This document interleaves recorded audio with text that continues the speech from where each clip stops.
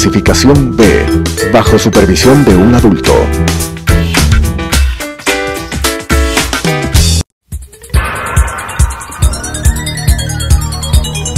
Las opiniones vertidas en este espacio por la producción y dirección del programa son de exclusiva responsabilidad de sus autores y de quienes intervienen en ellos.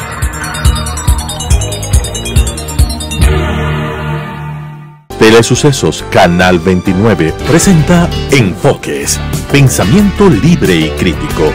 Día a día buscaremos diferentes visiones para la comprensión de la realidad del tercer milenio. Enfoques, un espacio que une noticia, análisis y opinión. Bienvenidos.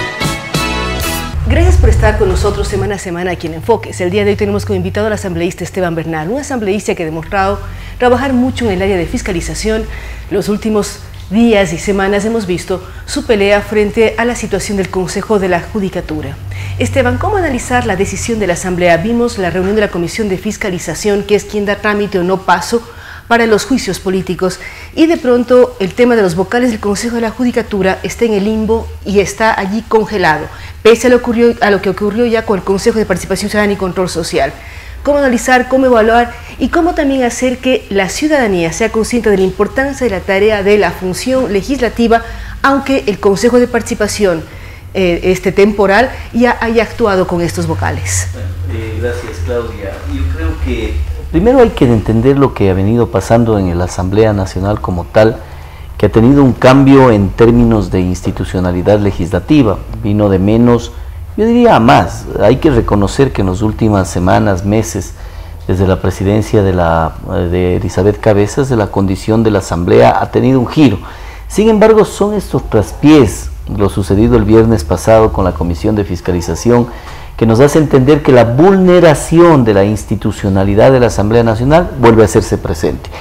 Tenemos la lamentable situación en donde entramos en un entrampamiento, no sé si llamarle vacío jurídico, en donde se gana por 6 votos a favor y 5 abstenciones, ausencia de una persona, la asambleísta Carla Cadena, que no asistió. 11 de los 12 miembros de la Comisión de Fiscalización asistieron, y esto generó este conflicto, porque lo que dice la ley es de que para poder aprobar la resolución de pasar el juicio político al Pleno, se requiere mayoría absoluta, es decir, la mitad más uno de los integrantes. Como son 12... De los integrantes, aunque estos estén ausentes, aunque es decir, de los 12 ausentes, se necesitan 7 votos. Es mayoría absoluta, efectivamente, se necesita 7 votos, mayoría absoluta de los integrantes, de los 12, es decir, 7 votos, no de los presentes, esa es mayoría simple. Y lógicamente eso le genera un vacío inmediato, porque no existe ni archivo del proceso, ni aprobación del mismo. Entonces, el término limbo, está ahí un espacio que nadie sabe qué va a pasar. ¿Significa que tiene que volverse a reunir la Comisión de Fiscalización? Bueno, hemos planteado el día de hoy nosotros en una rueda de prensa, conjuntamente con los varios legisladores, en donde hemos manifestado la imperiosa necesidad de que se camine bajo varias vías. Primero, el hecho de que hay la facultad en la Ley Orgánica de la Función Legislativa, que nos permite, en el artículo 145, nos permite que tengamos la posibilidad de reconsiderar la votación, en cuyo caso, para esa reconsideración que está prevista para que se la haga en la misma sesión o en la siguiente, en este caso, como se suspendió la sesión, se clausuró la sesión, debería haber una convocatoria a una segunda sesión. En esa sesión tenemos que exigir el país que estén los 12, pues, porque si van los mismos 11, inmediatamente se va a nuevamente trabar la parte jurídica de la ciudad. O que los que votaron o se abstuvieron revisen las pruebas para que tomen una decisión. Eso podría ser una de las alternativas, pero políticamente es imposible frente a las... O sea, no cambian de posición pese a que tengan... Ahora, ¿qué ocurre con las pruebas entregadas por parte del Consejo de la Judicatura, los vocales del señor Yalc, a la Comisión de Fiscalización? Porque por una parte hay un informe de Contraloría, pero por otra parte la señora Silvia Salgado, que lidera la comisión y es parte de la comisión, dice que las pruebas son contundentes y que no ve problemas. Mire, lo que dice la señora Silvia Salgado es en un momento dado impresentable. La señora Salgado es aquella que presidió la comisión de archivo de fiscalización del periodo anterior, en donde no pasaron absolutamente nada. En este periodo se ha dedicado a defender al ex vicepresidente Jorge Glass en el proceso de interpelación, al ex fiscal general de la Nación Carlos Baco Mancheno, al ex ministro de Educación Augusto Espinosa, todos ellos en el marco de interpelación. y ahora también defiende a Gustavo Yara. Así que pensar en lo que digo, deje de decir la señora Salgado, en principio se vuelve un poco difícil, inclusive ya intelectualmente para uno tiene dificultades de entender cómo en el discurso dice que el informe de Contraloría claramente muestra de que existen irregularidades en el nombramiento de fiscales, sin embargo se abstiene, y por otro lado habla de que las pruebas que han presentado el Consejo de la Judicatura son contundentes. En fin, yo diría, Claudia, vamos más allá.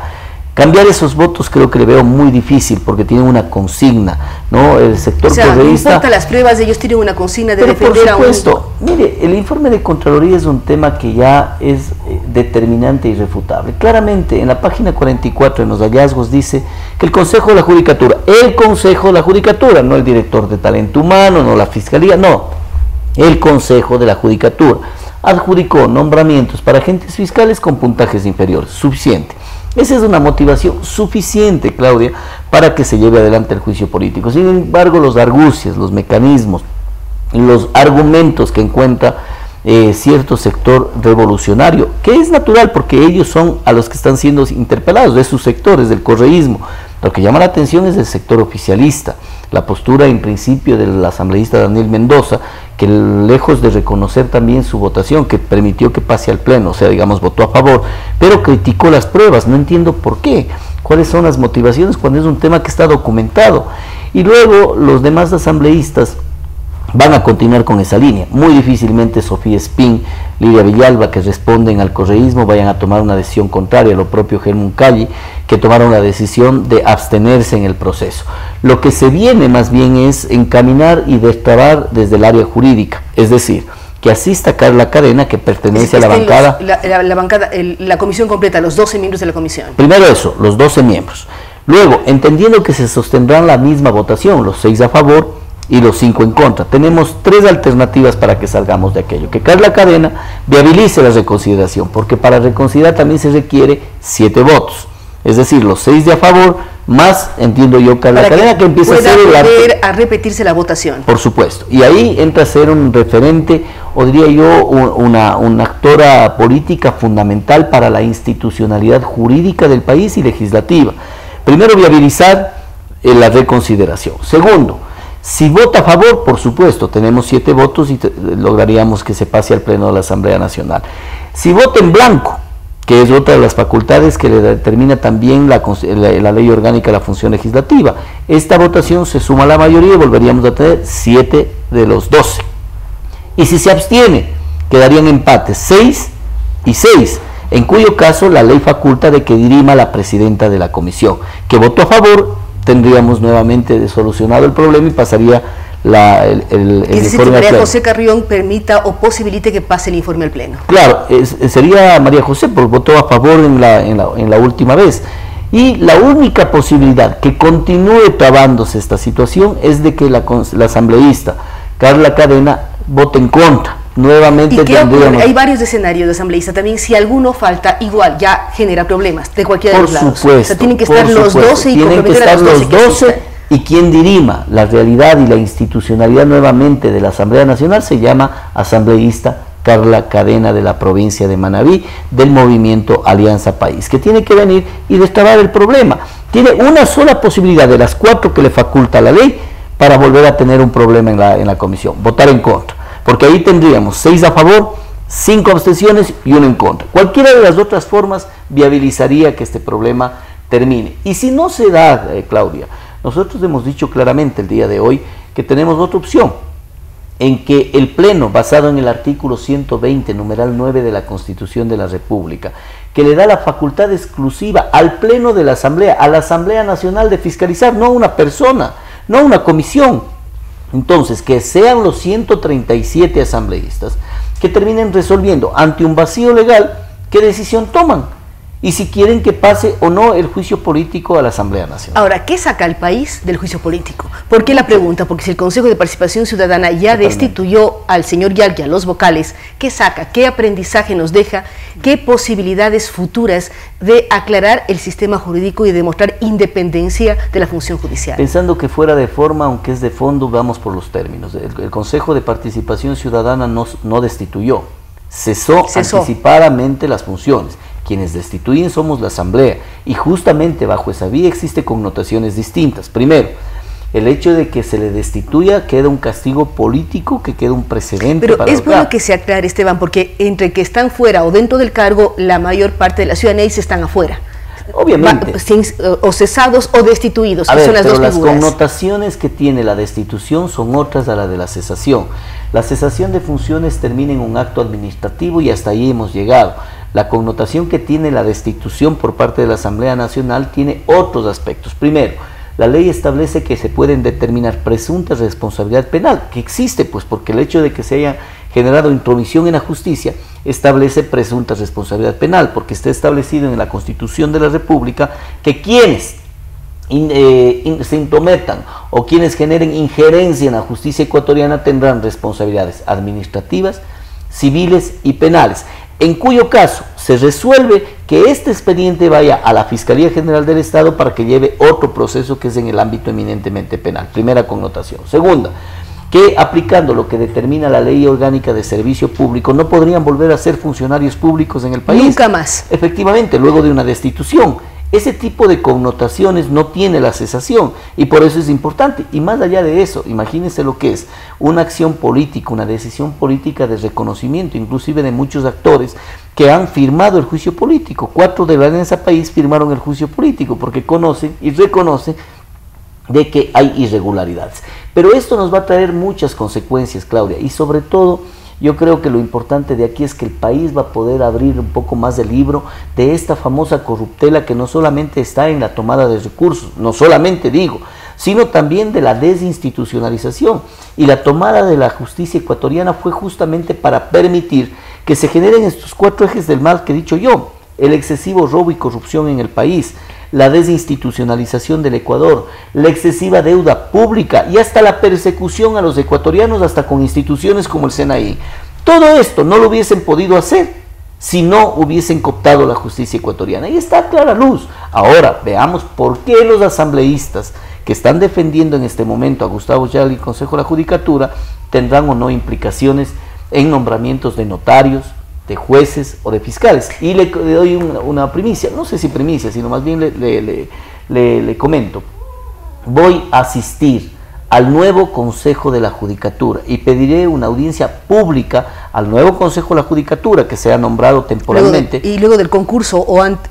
Este va a ser temporal, no, hay que entender que hay un Consejo de la Judicatura temporal, luego vendrá un concurso para uno definitivo, y a ambos acudiré para solicitar un solo aspecto desde la perspectiva fiscalizadora de este legislador: que hagamos una evaluación de quiénes son los parientes hasta un cierto nivel de consanguinidad y afinidad de los asambleístas para darle un grado de transparencia al país, porque probablemente los votos puedan responder a que tal o cual es notario y es mi hermana, hermano, cuñado, pero primo, cada caso tío, tiene que ser analizado y que sea individualmente. Porque puede haber un notario que ganó en justicia el ser notario y que después llegó un hermano a la asamblea. Me parece correcto. O sea, no es pecado ser pariente y además ser funcionario público. Sí, señora, pero es que hay que hacer también el tema de ese argot popular, pensalmar para acertar. Si tenemos una justicia que está siendo cesada, que está siendo enjuiciada políticamente, que está siendo criticada por el país, no es menos cierto que el acogernos al derecho a la duda es algo que nos asiste con absoluto derecho. Y hay que transparentar la información. Bienvenido sea que inclusive aquellos funcionarios de la función judicial, aquellos jueces, fiscales, notarios, que si ganaron en buena lid, que se haga una evaluación, pero sobre todo particularizar a aquellos que estén vinculados directamente con los asambleístas, que de alguna manera han mostrado, yo diría, un poco de inconsecuencia con el país, porque si usted tiene un informe de Contraloría que no da mérito siquiera para una argumentación, yo en el caso... O sea, que no deja dudas. Pero usted también varias veces ha sido increpado por el señor Yalc y amenazado con ser demandado por mostrar documentación. Lo hizo, ya está demandado. Denuncias ya pero en la Fiscalía General del Estado. Entonces, ¿cómo defenderse frente a ello? Porque también él argumenta que usted está presentando documentos que a los que no debía tener acceso y que además que son forjados. Mire, el doctor Yalc, para que la ciudadanía nos comprenda a qué nivel nos ha llevado a la discusión, Claudia, vamos a suponer por un minuto, solamente para hacer una ejemplarización, que usted, Claudia Arteaga, me remite una carta reservada a este legislador en donde me firma y me dice: señor legislador, en el cajón tal existe un video que da cuenta de que el legislador X está robando. Efectivamente, mediante su carta y su advertencia, yo acudo al cajón, encuentro el video, lo publico, le acuso al legislador, y el legislador viene y dice, sí, ciertamente, el video está ahí, estoy robando, pero la carta que le mandó Claudia Arteaga es falsa. La firma que tiene Claudia Arteaga no corresponde. A ver, no se preocupe de la pista, preocúpese del delito. Claro, y además se puede dar una pista muchas veces con indicios que nada más, y que no generen vínculos a la persona que denuncia. Entonces vea lo gravísimo de la... Es decir, la carta es la mala, pero la prueba está correcta. Sí, señor. Vea lo malísimo y lo pésimo de la ética ecuatoriana. ¿Qué es lo que he hecho yo? Tomé unos documentos de copia simple que lo anuncié al país. Yo jamás iba a salir con documentos de copia simple, que me llegó.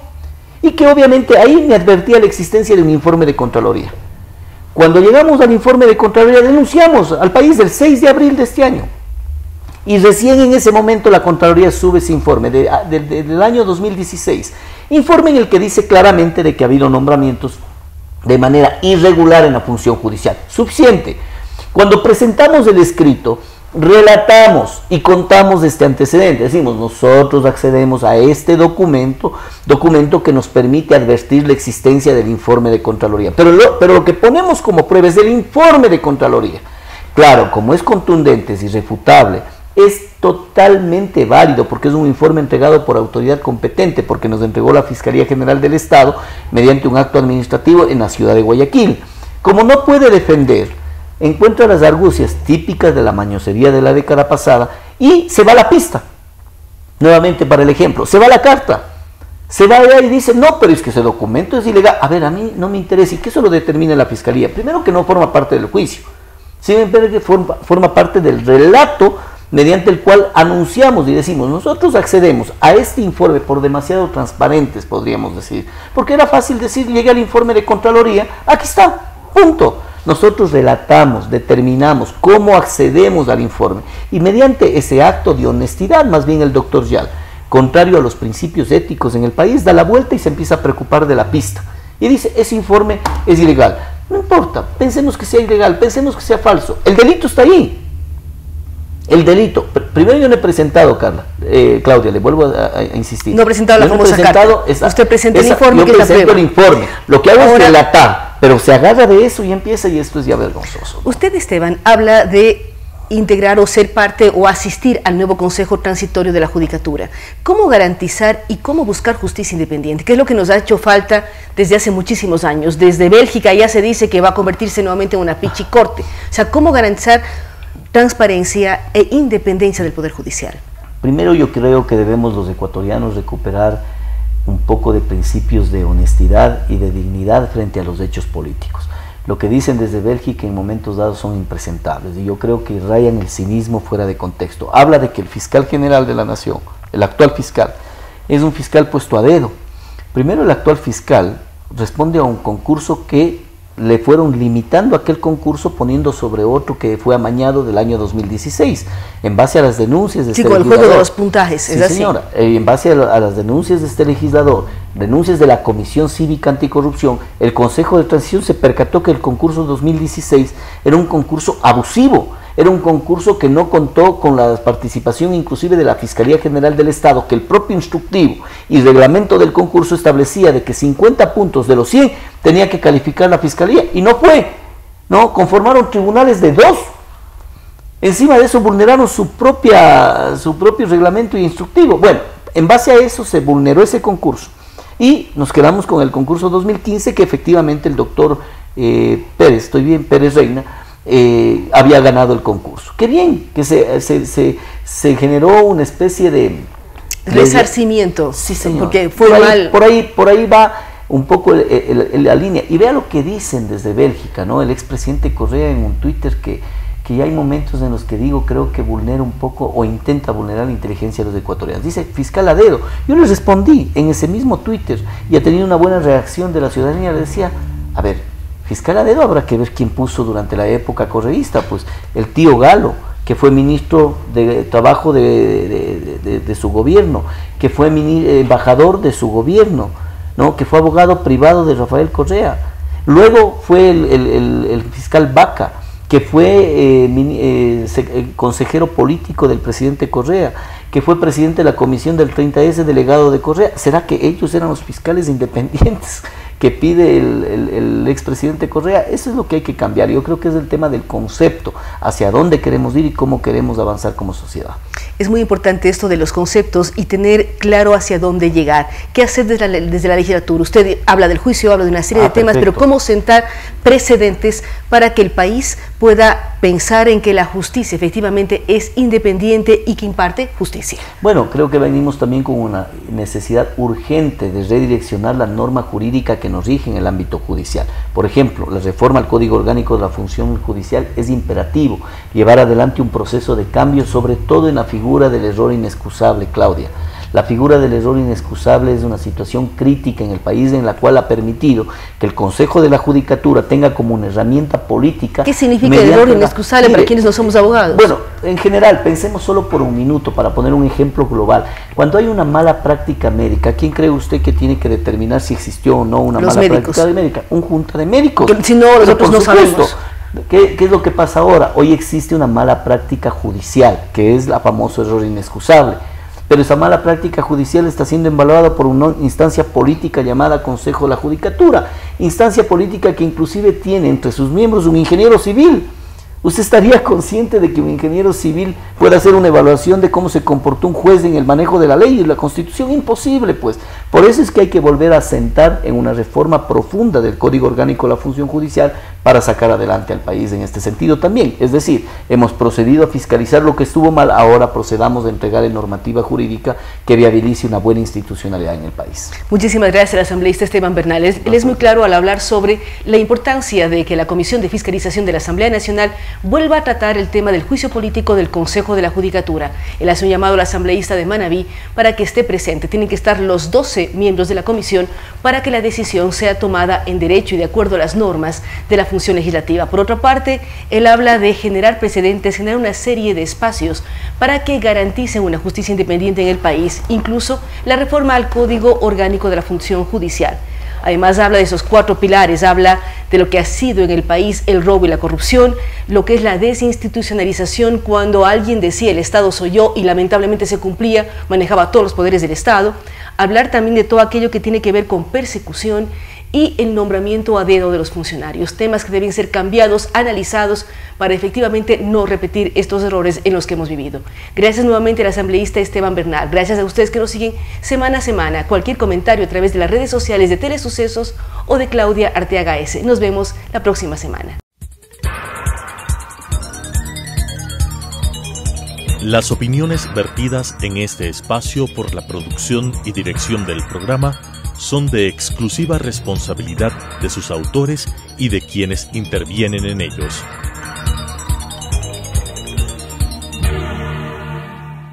Telesucesos Canal 29 presentó Enfoques, pensamiento libre y crítico. Día a día buscaremos diferentes visiones para la comprensión de la realidad del tercer milenio. Enfoques, un espacio que une noticia, análisis y opinión.